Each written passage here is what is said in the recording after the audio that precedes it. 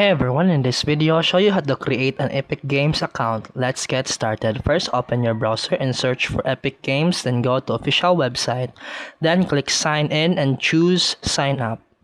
You can either sign up using the third-party account like Google, PlayStation, or Xbox, or use your email address and click continue. Next, enter your date of birth, then fill in your details like email, display name, and password. Agree to the terms, then click continue.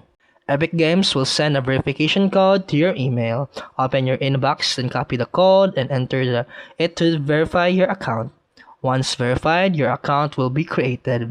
If you want to connect your account to other platforms, go to Account Settings, then click on Apps and Accounts. Here, you can connect platforms like PlayStation, Xbox, or Nintendo Switch by clicking Connect and signing in.